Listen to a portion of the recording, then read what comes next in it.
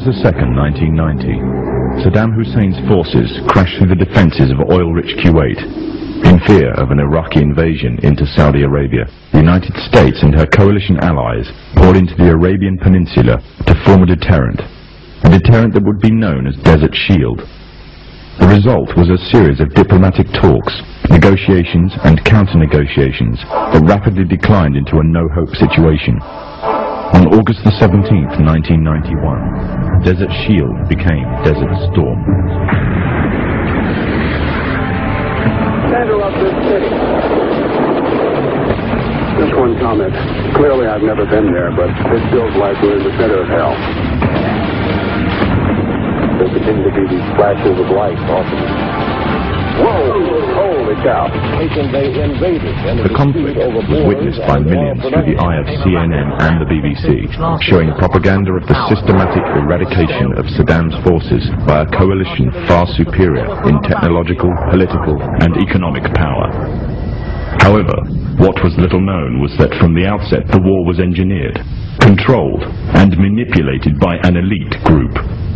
A group which had created the illusion of a man with power, at the head of a million-strong army, on the verge of going nuclear. A man who had gained control over 1/5 of the world's oil overnight. However, in reality, he was merely a pawn, in amongst many pawns. Just a puppet in a grand master plan, with the Gulf War as a well-orchestrated stepping stone. The orchestrators of the war were by no means strangers to controlling major world events. In fact, they have done so for centuries. From the shadows, they have engineered every major war, revolution and recession. They control everything you read, everything you hear, and everything you see. They have managed to indoctrinate an entire populace to their way of thinking, and have infiltrated key positions in places of authority. And it is from the shadows that they have created a new political order, a new economic order, and more sinister, a new religious order. Their ultimate aim is total global domination, and they will stop at nothing to reach their goal. The goal that was outlined in a speech given by former President of the United States, George Bush. What is at stake is more than one small country. It is a big idea, a new world order.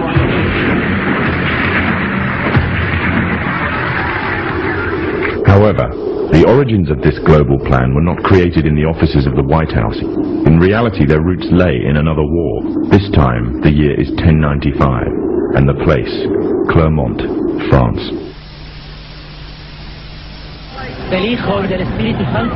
11th century Europe was ruled by the Church, which held a firm grip on the hearts and minds of the people.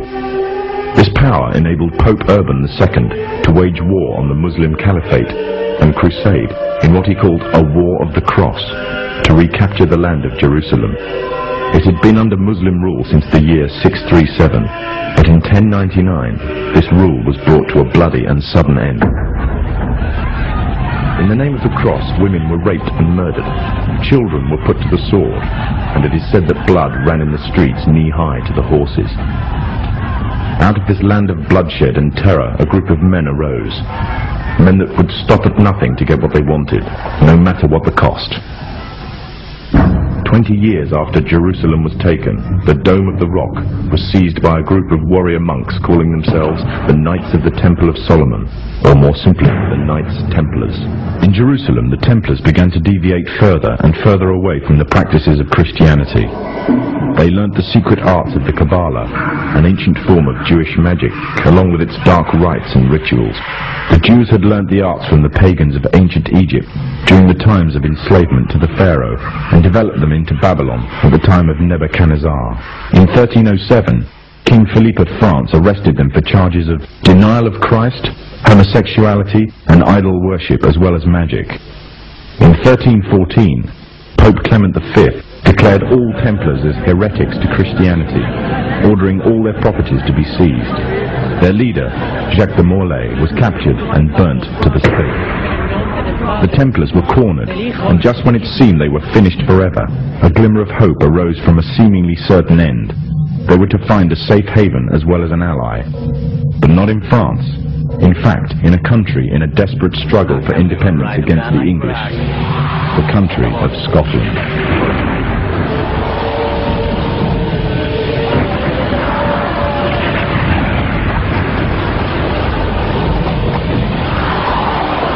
For some, Scotland's hope of independence had died with the death of William Wallace. However, to the King of Scotland, Robert the Bruce, the arrival of the Templars gave him a new secret weapon. Their experience, gained over 200 years of fighting the mighty armies of Islam, had made them expert in combat and warfare, and more than a match for any army brought before them. In 1314, the Templars, allied with Robert the Bruce and his army, took to the fields of Bannockburn in the long-awaited showdown with the English. Robert the Bruce's foresight paid off. The 25,000-strong English army suffered a humiliating defeat at the hands of only 6,500 men. The dream of an independent Scotland had finally been achieved. The Templars had brought themselves back from the brink of destruction, and never again would they allow themselves to be destroyed. This time they would control the country by controlling its kings, and in order to preserve their secret order, the Templars would have to die. Or more precisely, the name would have to die. The Templars, who had escaped Europe, were finally laid to rest in Rosslyn Chapel, Scotland, which stands to this day as sign of their presence in Britain. Their descendants became the true power of Scotland.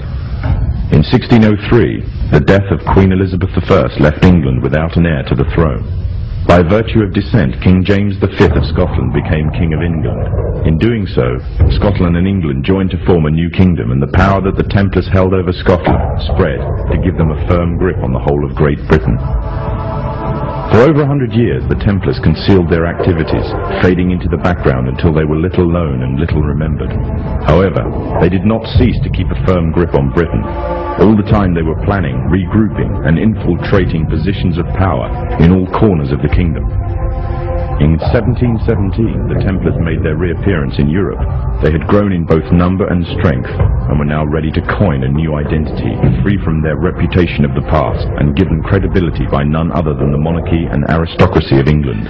And the name they chose for themselves was a name that will be known by many, but understood by a few. This new name, the Freemasons. Dignity. The first royal member of the Freemasons was Frederick, Prince of Wales. The latest members include Prince Philip, the Duke of Edinburgh, and consort to the current Queen of England, Elizabeth II, who herself is a grand patron to the Masons. However, behind closed doors, the Freemasons were free to indulge in the secret rites and rituals handed down to them by their ancestors, and these became the basis of their levels of membership, called degrees. The Freemasons were not content with power in Britain alone. Their ambitions were far greater. In the years to come, the world would witness Europe and America being plagued by wars and revolutions, each more devastating than the other. However, these would not be as commonly believed, the spontaneous effects of a downtrodden people, but in fact schemes created by the exclusive few driven by hunger for absolute power. All this would take place from the very country from which they had fled centuries earlier, and would become the base for their global domination. In 18th century France, the majority of the population was very poor, whilst the aristocracy and royalty lived a life of luxury and extravagance. There existed a wide gulf between the two classes. The Freemasons would use this to make the pledge for power, resulting in the biggest upheaval in French history. The Masons took advantage of the growing atmosphere of anger amongst the French and used it to achieve their own aims with a carefully planned propaganda war. They completely controlled the media system and used it to sway the tide of public opinion. The newspapers were geared into calling for the end of the monarchy and the establishment of a society based on liberty, equality, and fraternity. The Masons' vast amounts of wealth were used to influence the political landscape of France.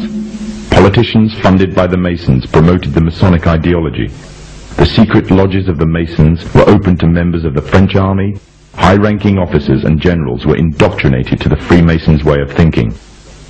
With the people, the politicians, and the military of France under Masonic control, the Masons could finally strike. On the 14th of July, 1789, a group of people stormed the Bastille, a prison in Paris. This sign of resistance against the French authorities triggered off a massive response all over France. People in villages and towns expressed their hatred for the system, symbolized by the monarchy. But it was not until 1793 that the French anger would be cooled. On the 21st of January of the same year, King Louis XVI was beheaded in front of a crowd, heralding an end to the French monarchy and paving the way for another Masonic-controlled state in Europe. With the monarchy gone, it seemed as if nothing stood between the Masons and complete control of France. However, what took place would leave the Freemasons in a serious dilemma, and what was to come next was not exactly in accordance with the Masonic plan.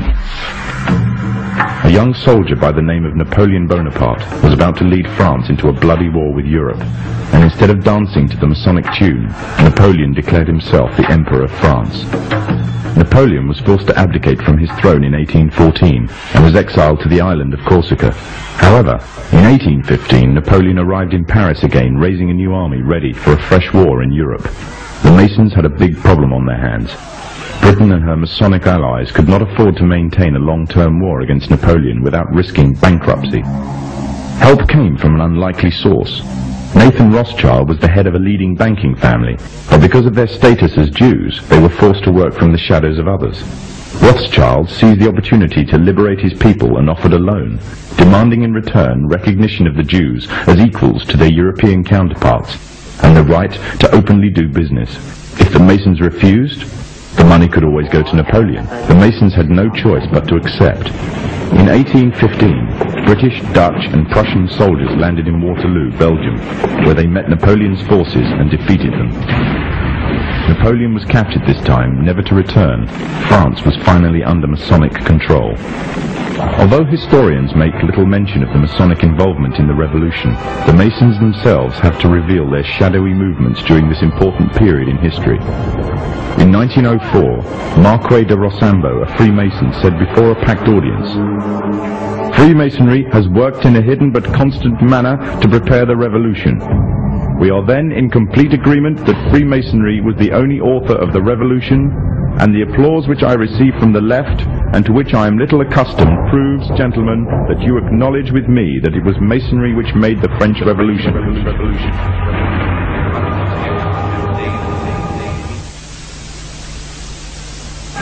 When the so-called founding fathers of America landed on Plymouth Rock, not only did they bring with them disfranchised people, they also brought the Freemasonic elements of Europe. The injustices which the fathers of America were escaping from in Europe was also to be found in the new land, in the form of a tyrannical British regime. In order to gain complete dominance of the new state, the Masons used the same methods to gain control of France. Although the British monarchy was run by the Masons, the American War of Independence was a necessary action, and the people involved in the war were expendable for the Masons to fulfill their dream. Emotions of the people were manipulated into anger, and just like France, anger turned into war. This time, however, previous mistakes would not be repeated. The near defeat the Masons faced against Napoleon and his army in Europe taught the Masons a lesson. Any forthcoming leaders of the resistance must follow the Masonic agenda. The best way to do this was to ensure the leader himself was a Mason, and the leader who took the war to the British was none other than George Washington.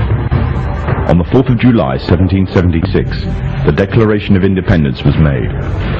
On the 17th of October 1781, the British were finally defeated and surrendered the colonies to the Americans, and the world's first Masonic state was born, a nation that would represent Masonry in every way.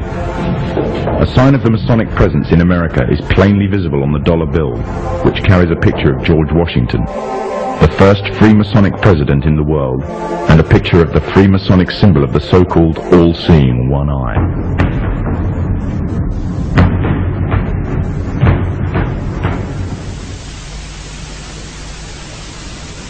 Historically, the control and manipulation of political opinion has been the Freemasons' main weapon in gaining control of countries and states. Once in control of the rulers and politicians of a country, laws and political structures could be changed in accordance with their agenda. However, since restricting the body does not necessarily mean restricting the mind, the Freemason recognizes that their plan for a global government hinges completely on subduing the masses to their agenda, and thus eliminating opposition to their cause. And the greatest threat to their plan, posing more danger than any army or law, is the threat of a free-thinking mind.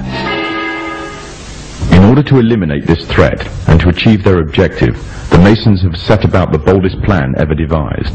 the complete control of every aspect of human life, your life. And the weapons they are using against you are in your very homes, entertaining you and your children, and gradually indoctrinating you without you even realizing. In today's society, people are spending more and more time engaged with modern media, television, cinema, computer games, the internet. Popular fiction and popular music are an integral part of our lives. Yet these provide a vast expanse on information, which you are taking either consciously or subconsciously into your mind. Information on society ranging from ideals and morals, and the difference between right and wrong, to the way societies and economies should be structured is passed before you every single day. These media play a significant role in providing the basis for determining an individual's view of the world and everything that exists. Thus, any one group in complete control of this information placed on these media will in effect have the power to indoctrinate practically the entire populace of the world to their way of thinking. And it is this fact that the Freemasons are exploiting. The Masons are using the entertainment industry in particular to condition people to their way of thinking, either openly or subliminally.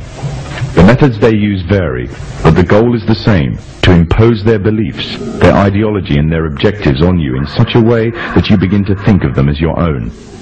Evidence of their presence within popular entertainment is widespread. Masonic involvement in the industry is not a new thing.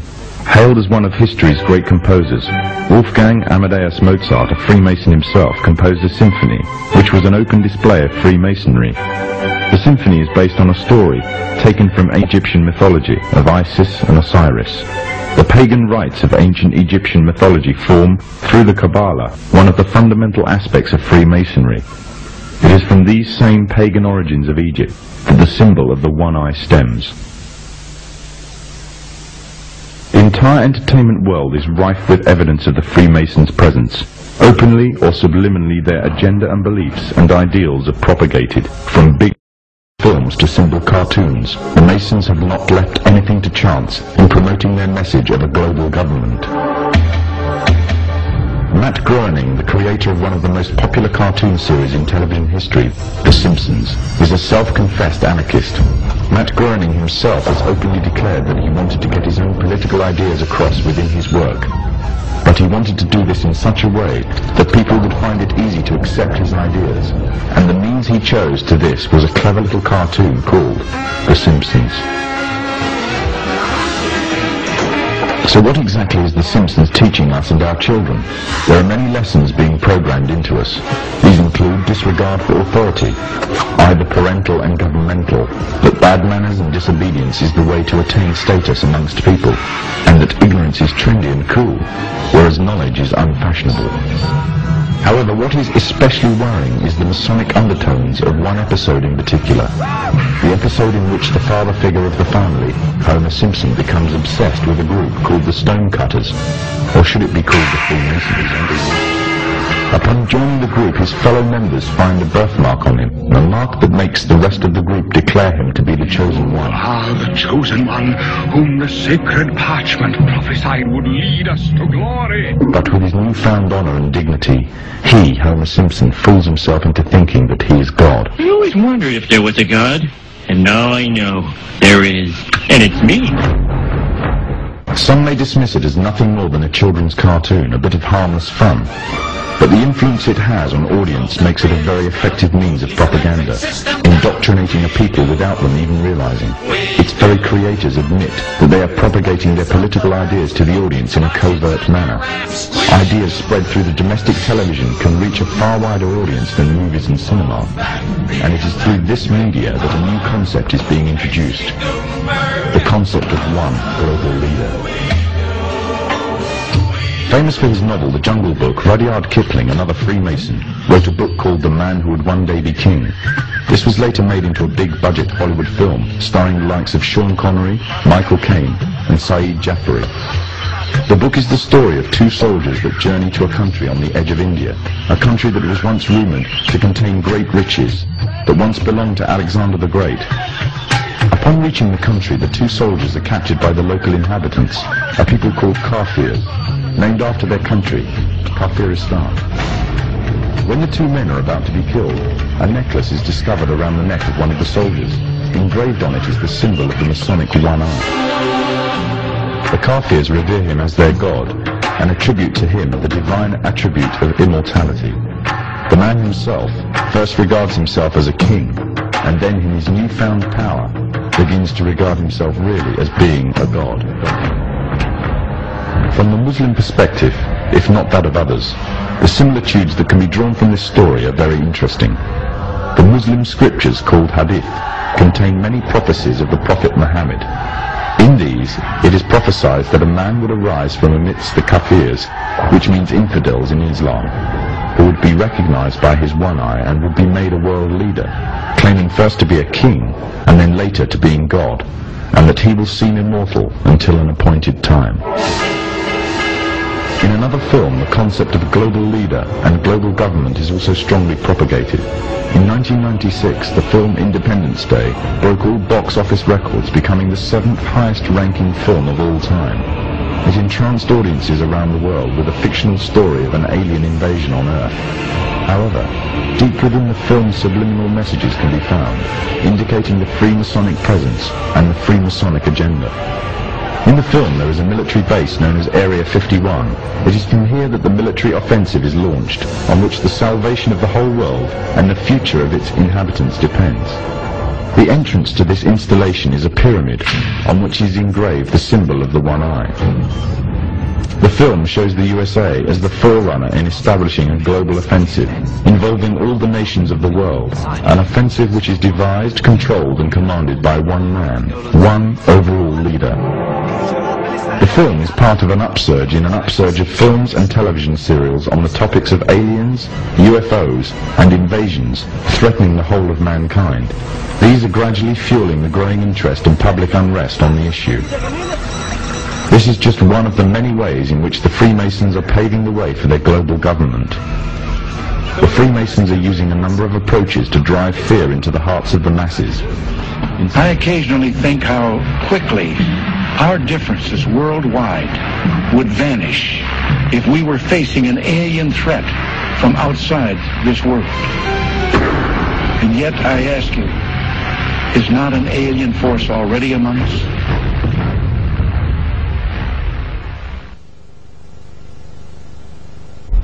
Other tactics that the Masons are using in order to bring about a one-world government and the need for a global security force controlled by them is to allow crime rates to soar, thus creating fear for personal and national security.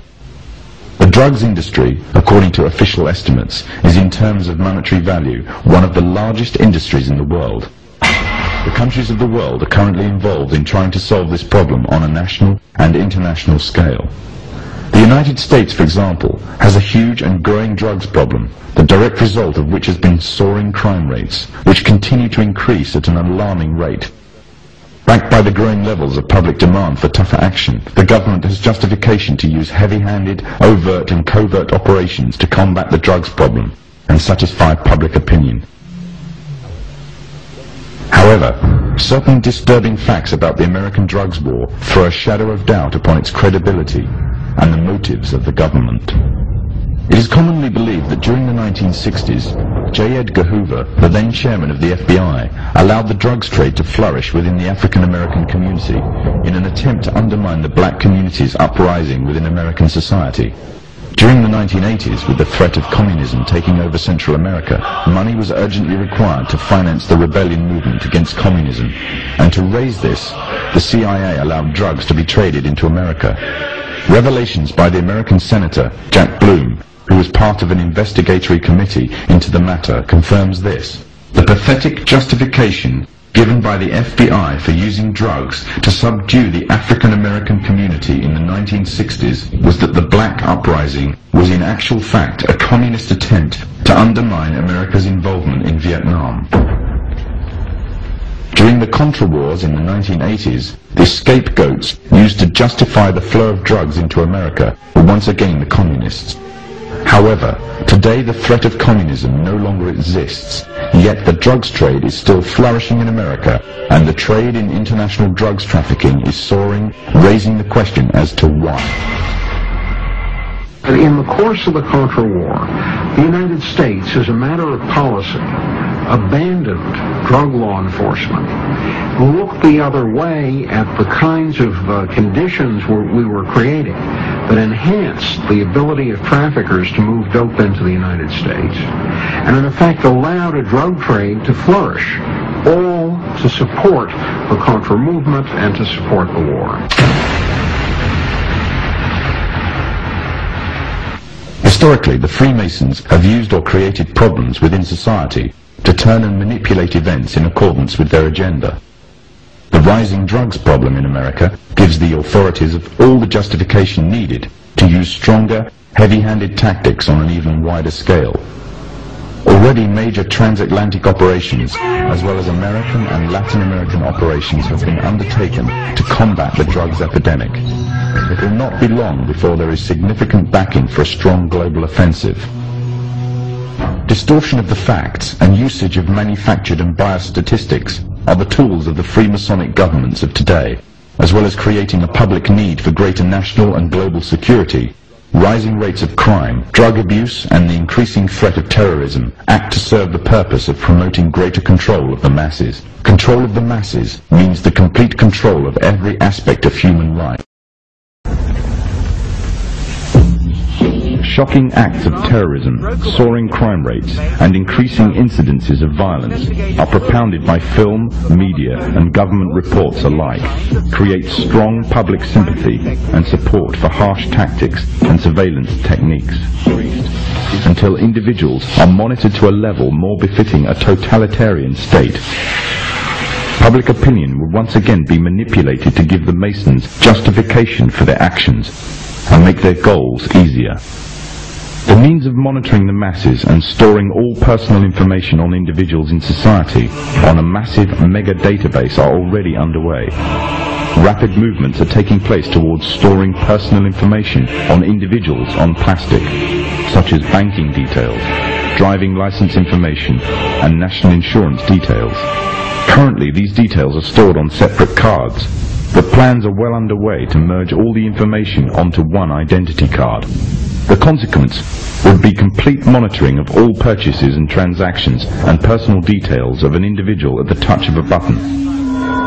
In 1992, the Vice-Chancellor of the British Supreme Court, Nicholas Brown Wilkinson, told the High Court that if the information obtained by the police, the Inland Revenue, the social services, the health service and other agencies were to be gathered together in one file, the freedom of the individual would be greatly at risk. Freemasons, through the governments controlled by them, already have access to a vast array of information about you. They can already find out who you talk to on the phone, where you work, where you shop, what you eat, what you wear, how much you are worth, what you earn, and the list goes on and on. One identity card would allow even closer monitoring and enable a complete psychological profile to be compiled on every individual in society. Information which would make it very easy to predict, control, and manipulate actions.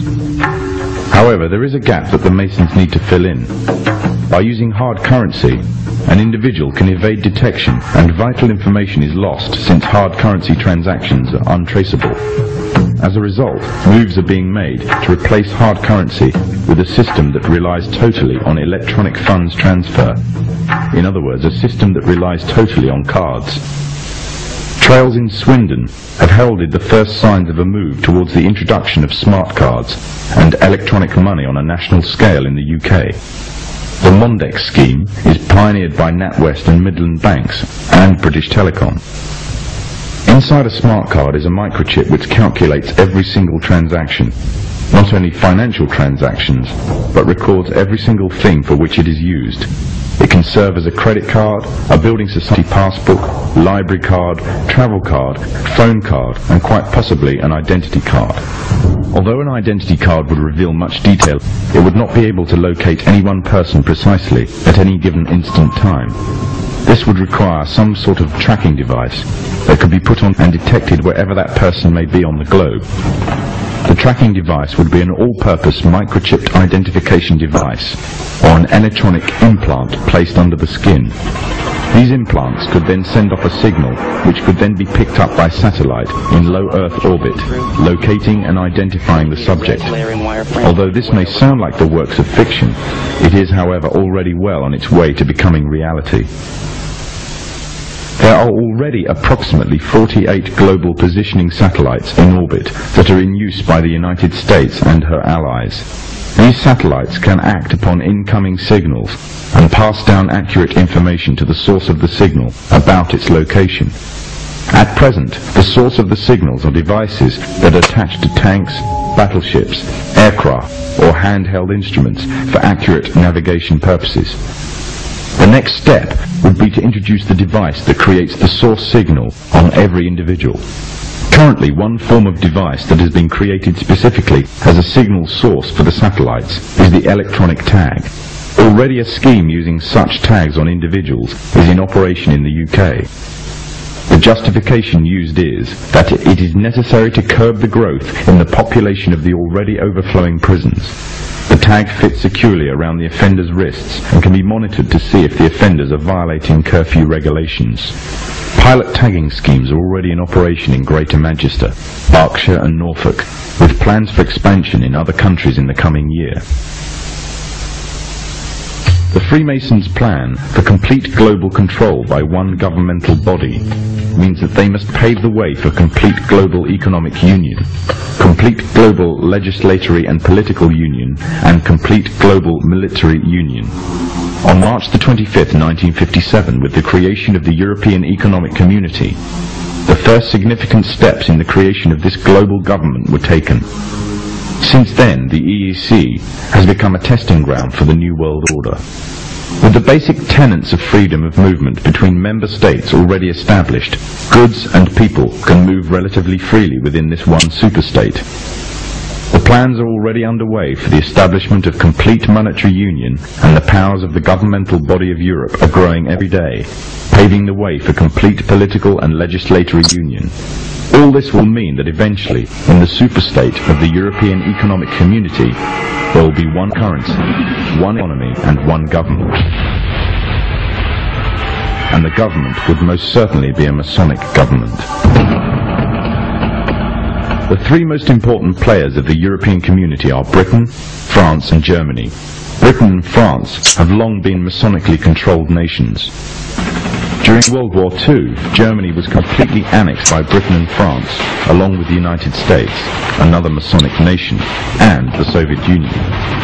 The sectors of Germany controlled by the former three countries, the Masonic nations, formed a separate political identity called West Germany. And with the downfall of the Berlin Wall, West Germany has now taken over the former East Germany. Europe is not alone in its efforts to achieve superstate status. America and Mexico are currently the only two members of NAFTA, the North American Free Trade Agreement. However, the nations of the South are increasingly being pursued to join. With Masonic superstates in both Europe and America firmly established, global union would be a logical and easy progression. However, there is another problem that the Masons need to contend with if they are to be the masters of this global union. By the 1970s, it was becoming increasingly clear that the population of Europe and White America was rapidly declining. Unless something was done, the expanding size of the population of Third World nations would pose a serious threat to national security of Masonically controlled countries. Western consumer power and productivity would reduce, and as a result, they would be completely dependent on that of the Third World population. Somehow the gap between Western population and Third World population had to be a bridge to restore Western supremacy, or more precisely, Masonic supremacy, at a global scale. In the 1970s, President Jimmy Carter commissioned the Global 2000 report. The findings of the report blamed virtually all of the world problems on the population growth of non-white people. The report went on as far as recommending the elimination of at least 2 billion people in Third World nations off the face of the earth by the year 2000 in order to restore Western supremacy. Interestingly enough, also in the 70s, the AIDS epidemic broke out, claiming huge amounts of life in Third World nations, as well as amongst the growing black and Hispanic population of America. It was said that the virus originated from green monkeys in Africa and was later passed on to the local population through either acts of bestiality or through consuming them as food. From there on, AIDS spread like wildfire across the African continent and later on to the rest of the world, claiming millions of lives. However, the story was just a smokescreen. On June 2nd, 1988, the Los Angeles Times published an article refuting the idea that the human AIDS virus originated from green monkeys. It uncovered evidence that the DNA composition of AIDS was totally inconsistent with that of green monkeys. In fact, it could be proven that the AIDS virus could not be found anywhere in nature and could only have ever survived in the human biological system. If the virus did not exist anywhere in nature, the question is raised as to where exactly the virus all of a sudden stemmed from. On July 4th, 1984, the New Delhi newspaper in India called The Patriot published an article making the first detailed charges of AIDS as being a counter-biological warfare agent. An anonymous American anthropologist was quoted claiming that AIDS was genetically engineered at the U.S. Army's Biological Warfare Laboratory at Fort Detrick near Frederick, Maryland. Then on October 30th, 1985, the Soviet journal Literaturia Gazeta repeated the charges made by the Indian newspaper, making it an international controversy. All this, however, was easily passed off as a communist rhetoric by the Masonic West. However, on October 26, 1986, the Sunday Express became the first Western newspaper to run a front-page story confirming the findings of the Indian and Soviet newspapers entitled AIDS Made in Lab Shop. The outbreak of AIDS has been linked to vaccine programs around the world. The internationally respected London Times newspaper published an article at the front-page story on May 11, 1987 entitled Smallpox Vaccine Triggered AIDS.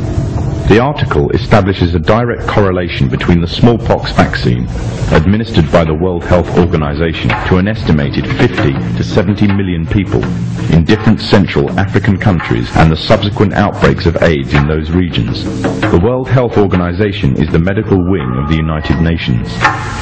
The evidence suggests that AIDS is a genetically engineered virus spread through vaccination programs in third world countries, germ warfare against the innocent and the weak, aimed at eliminating an entire populace off the face of the earth. AIDS is nothing other than the modern-day final solution, and all of this for the purpose of installing an economic policy that would give complete global domination to the Masonic West. However, for the Freemasons' economic domination on its own is not enough. In order to have Masonic governments at the head of global union, under complete Masonic control, an economic union may suffice, but to keep it there, they would need a military union, and that union would be none other than the UN.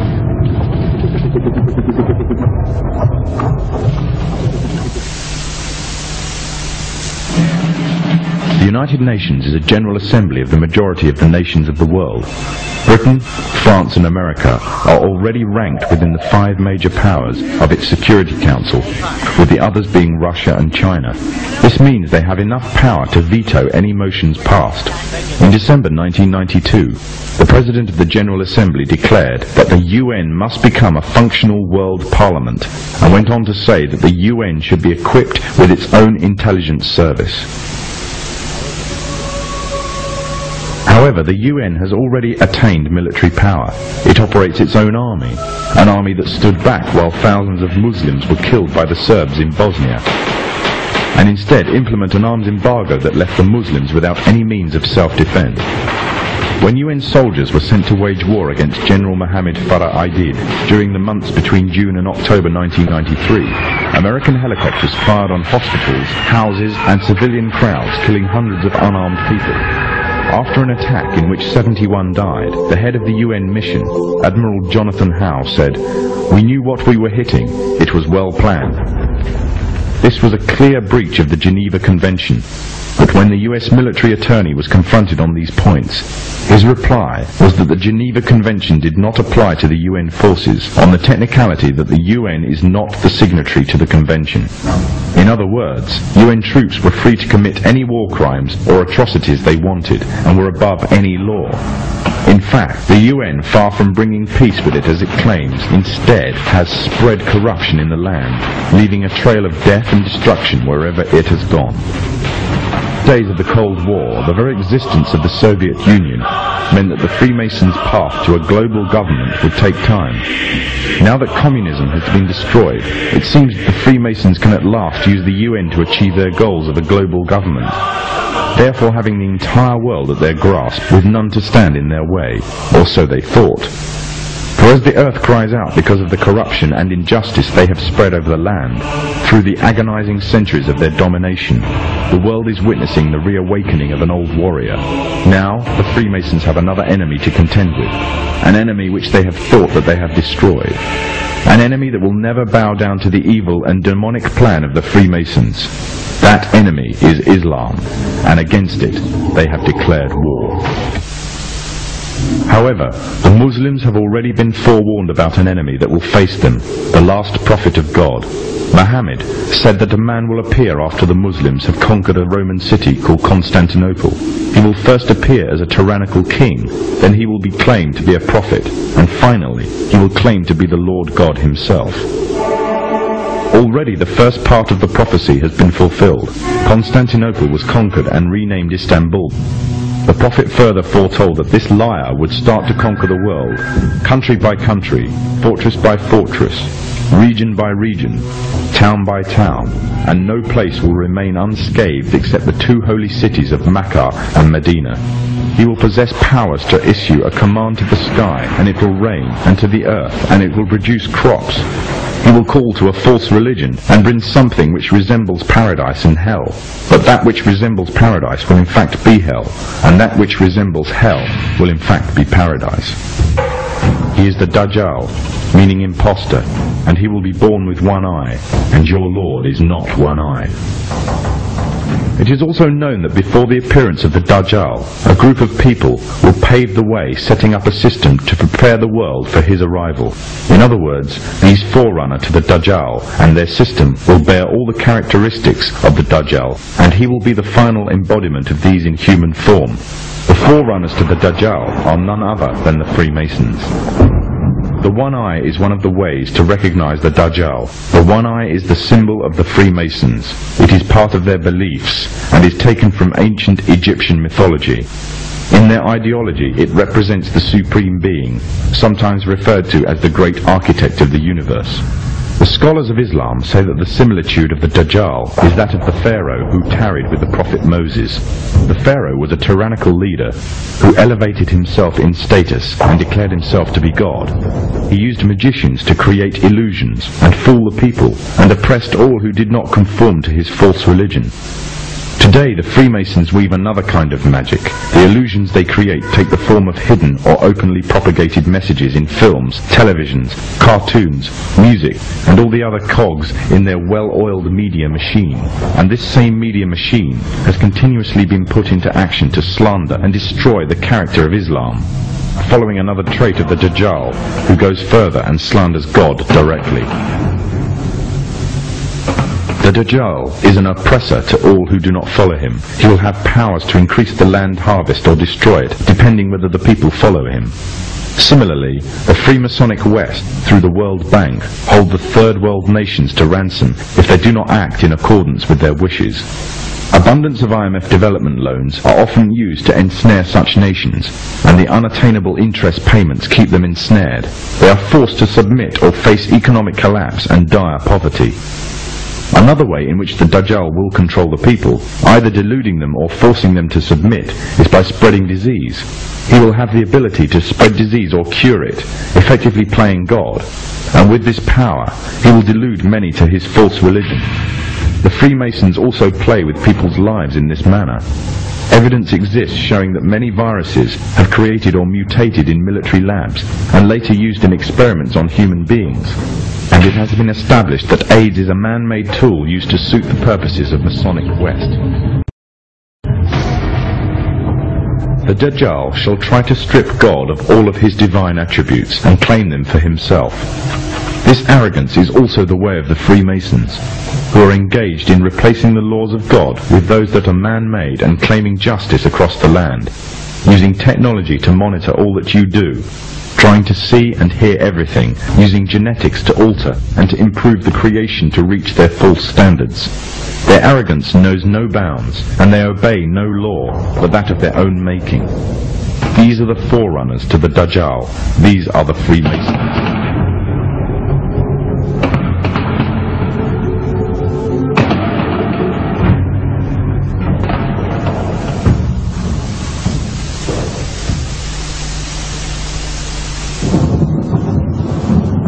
Prophet Muhammad said that a time would come when the whole world would gather around to plan the destruction of the Muslims, as if they were gathered around a table to take part in a meal. Today the nations of the world are doing just that, around the circular tables of the United Nations General Assembly Hall. He also said that the time of the Dajjal will be years of confusion. People will believe a liar and disbelieve one who is trustworthy, and those who rebel against God will have a say in general affairs. Today, during the time preceding the Dajjal, there is also a time of confusion. The system set up by the forerunners to the Dajjal have ensnared many Muslims away from truth, using lures such as wealth and materialism and fulfillment of earthly desires. A miserable trade indeed. These times of tribulation are like a giant sieve, sorting out the true believers from the apostates and hypocrites. Many have adopted the lifestyle and philosophy of the Dajjal system, retaining perhaps only their Muslim names or clothing, wearing them like a badge to their identity, and in every other way embracing wholeheartedly the system that is being used to eradicate Islam.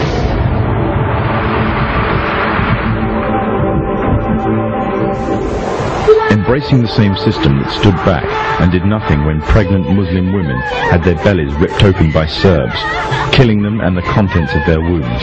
The same system that stands still whilst women and small girls are being raped in Kashmir. A system that stood still whilst mothers saw their children dragged away by soldiers during the night, never to return, simply because they spoke out against being refugees in their own homeland. And the same system that said nothing to the tyrant, that gassed women and children simply because he danced the Masonic tune. For those who choose this system, claim to love Allah and His Messenger, but hate what He has brought, leave the guidance that is Islam, and they adhere to the evil system of the Dajjal, living their lives in accordance with its rules, and seeking from it worldly rewards, disregarding the truth that is the laws of Allah. They are those who invite upon themselves the wrath of Allah. They came down to the side of the road by the thousands, and they had Kuwaiti flags, and some had American flags. The forerunners to the Dajjal have set up this system to destroy Islam, either directly, through military and economic coercion, or indirectly, using ideological warfare. They have divided and conquered, instilling diseases such as nationalism and racism into the heart of the Ummah. Their biggest fear is Muslim unity and revival of the message brought by the last prophet to mankind, and everything they do is geared to prevent this.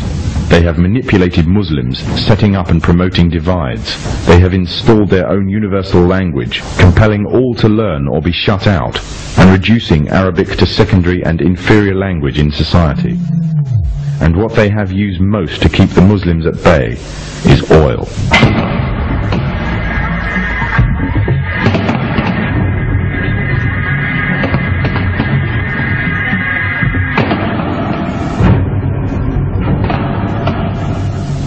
During World War I, the Freemasonic governments managed to destroy the Islamic Caliphate and annex all its territories.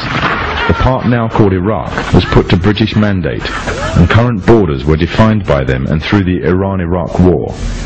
After its independence, the USA took over interest in Iraq.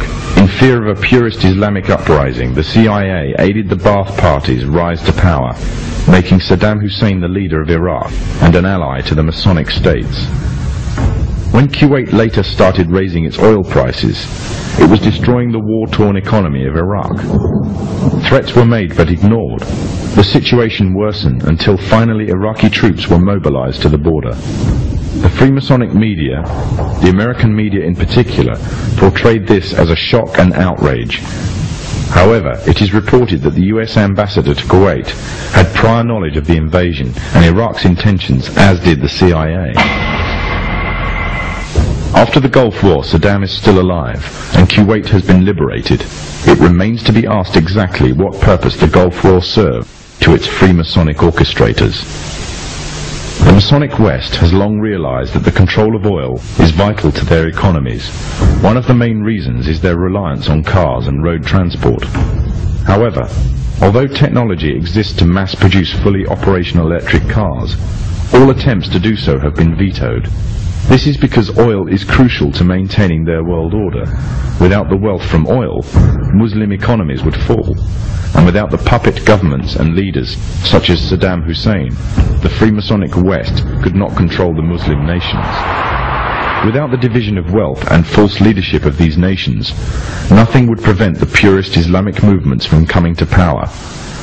Poverty creates unity, and Muslim unity is the greatest fear of the forerunners to the Dajjal. The Gulf Wars served many purposes: to promote Western unity, to create divides amongst the Muslim nations, to act as a testing ground for an entire arsenal of military weapons and cocktails of chemicals and drugs.